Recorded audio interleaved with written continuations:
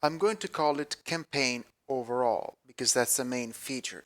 In the past, this has never been done, not even by MechTech. Like, is this the sound of a gigantic plasma cannon? Or like this?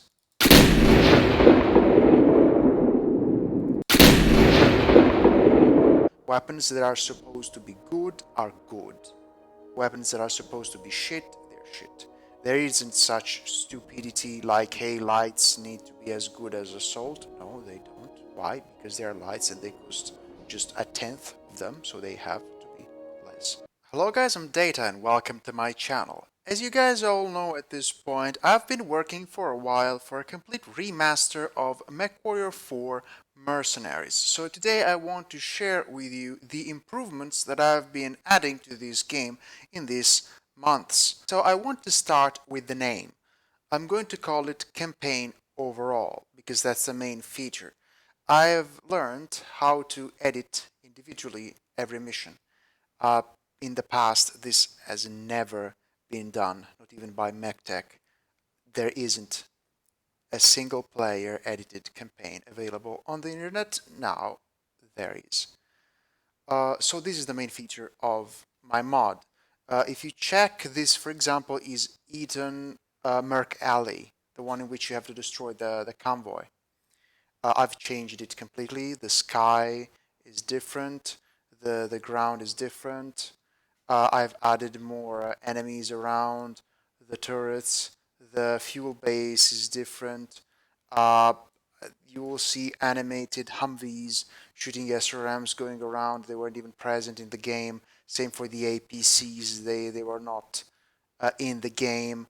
And overall, the difficulty of the campaign will be a lot harder depending on the faction that you choose. I mean, I understand that most people liked it the way it was. That's why, in terms of difficulty, of course, that's why I created some factions that have a higher difficulty and some other factions with less difficulty for those who want to play it easy. But for example, even in a mission like this, there are a lot of enemy mechs to face. So overall, there are more enemies on the battlefield. I've managed to add MechTech mechs to the campaign. So you'll see stuff like the Centurion, the Behemoth, Marauder 2. Pretty much every mech from MechTech is now in the campaign, and you can salvage it at the end of the mission. That's pretty big. So more difficulty and a huge variety of mechs that before wasn't even conceivable. So that's for the campaign. Another aspect is the free market. This is the free market of every faction divided per missions. These are the missions. What's the difference? To me, the problem was that you used to get too many heavies and assaults too early in the game. So the game was ruined because you could spawn with a Daishi, with an Atlas, and the enemies were a bunch of light mechs jumping around, and there was just no game, just easy peasy. I changed this for most factions. So, for example, once you launch the game, you have now the factions focused on some sort of paths. So, the Wolf Dragoons are more clan focused. In the free market, you'll find more clan mechs. The Grey Death Legion is more inner sphere focused. But again, with heavies and assaults shifted later in the campaign, so you don't get a lot of heavies and assaults straight away. Kelhounds are, if you like, the MechTech default feeling. So the way MechTech did the Kelhounds, I didn't touch them. They are just as they are in the regular 3.1. So if you just enjoy the way mechs presented themselves in the free market in MechTech 3.1, you go with the Kelhounds. I haven't touched those. Instead, if you find the campaign too difficult for you, you feel that you need more, like bigger mechs earlier on, because for you it's just too difficult, even at recruit difficulty, you go with the Northwind Highlanders. I've turned it into a sort of cheat mode. So, for example, if you start with the Northwind Highlanders, straight away at the beginning, you will have mechs that are a lot bigger than usual. Included mechs from the from the regular mech packs and mech tech as well. And from the free market, you'll be able to buy a bunch of atlases straight away. It is sort of cheat mode if you find the game difficult. Mech tech mechs are everywhere and they are well balanced to give you the sense of progression. So, we have talked about the free market, the campaign, now about the sounds. I've redone most of the sounds, like the musics, the sound of the wind, the sounds of the weapons. Most of those come from the original MechStorm HDP. They were taken from Remaster 1.6, but they originally came from MechStorm High Definition mod.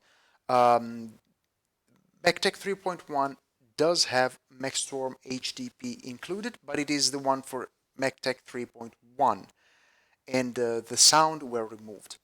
These instead are taken from the earlier version 3.02b with some modifications as well. I'm gonna give you a bunch of samples. On the left, the one that we'll play first is the actual existing MechTech 3.1. Instead, on the right, I have the new modded ones.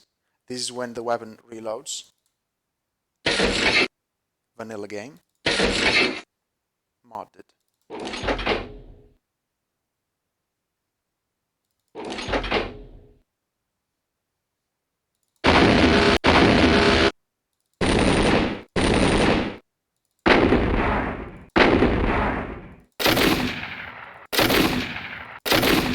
To me, it's important for the immersion in the game to have realistic sounds that feel like you're shooting a real weapon. For example, imagine that you're shooting a gigantic plasma cannon. How would you imagine this gigantic plasma cannon to sound? Like the original one, like this?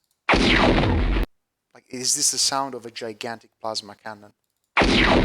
It sounds like a pew pew gun from the 80s. Or like this.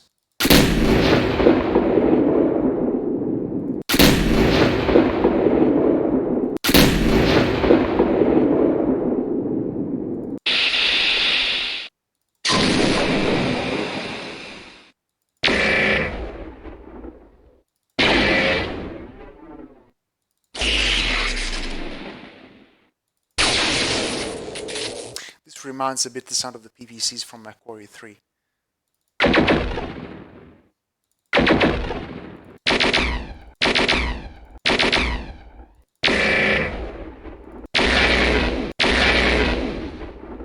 Then footsteps in the water.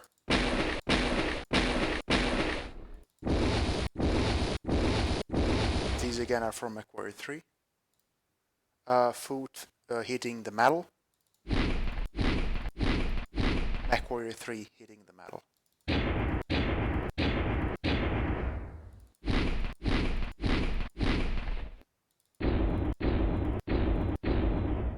LB20 and LB10 original.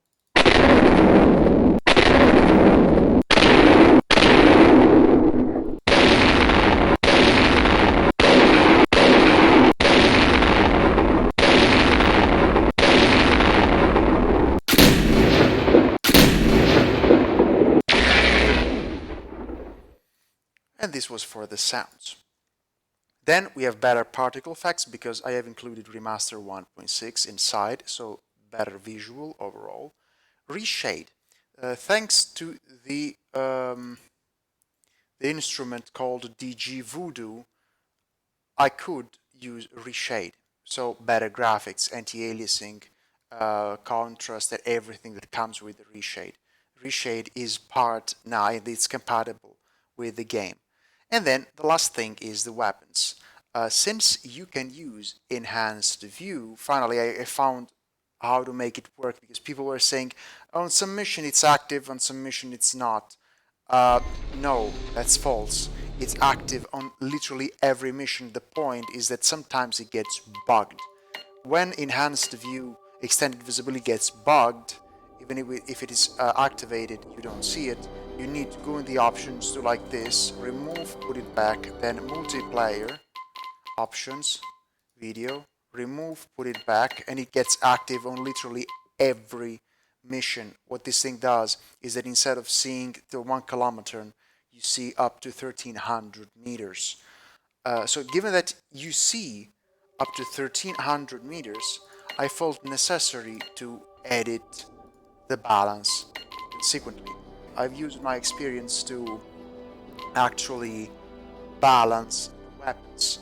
Long range weapons actually do have long range, so if the game lets you see till 1300 meters, it doesn't make sense that a long range weapon is just capped at 800 meters. Longer range weapons have more power at range, they are hot, but they have slow cooldown.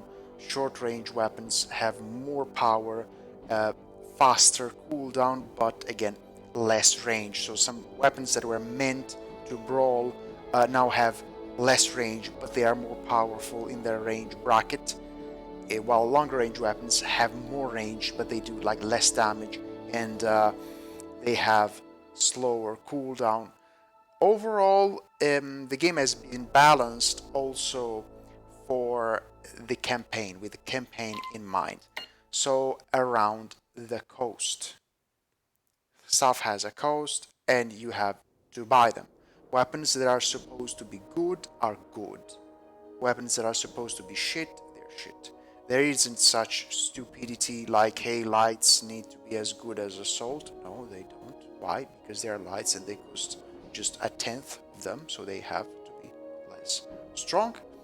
There is no stupidity like old crappy inner sphere weapons that come from 400 years early being as strong as clan ones. That wasn't the case. It just wasn't so, so it isn't so. Clan weapons are better than inner sphere weapons, but they also cost a lot more, and since you find a lot of enemies, you get damaged a lot during the campaign, you have to repair your mechs, you can't just spam clan weapons all over the place on every mech because you run out of money. This is for the old crappy weapons. As for the Inner Sphere new tech has comparable power with clan tech, but also comparable cost. So stuff like the heavy PPC, which is PPC with capacitor in this game, heavy gauss, X-pulse lasers, they'll all have a level of power and cost comparable with the clan one, while instead old crappy weapons like Inner Sphere, old LRMs or SRMs, they are shit because they are supposed to be shit, and they also don't cost anything. So when you're running out of money or you're getting damaged too much or you want to give a shit mech to a teammate because you know you'll get killed anyways, you put on a bunch of cheap weapons. As for the mech textures, this game is using MechStorm HDP. It is installed and functioning, so the textures of the default mechs are a lot better than the vanilla game. This is an example, like Thor, it's just wow.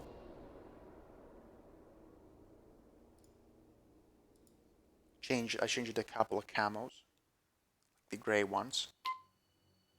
The sounds of the interface again are different, pretty much everything changed. Confirmation that HDP is installed. This used to be here in MechTech 3.02b, 3.1 got somehow removed, but it was supposed to be here. This is the MechStorm high definition patch. Clan Inner Sphere installed, and that's pretty much it. When I will release this one, I'll release the whole pack, not just the mod. So you'll just download the whole thing and run it on Windows 7, Windows 10 without any issues. And I'll pretty much soon start beta testing it. So I'll run through the campaign mission by mission. I'll do some videos on this one, so I'll keep you guys updated. You'll see how it plays, and then at the end I will release it. So guys, that's it for today. Stay tuned, subscribe to my channel, hit the like button, share the content with your friends. I'll catch you guys next time.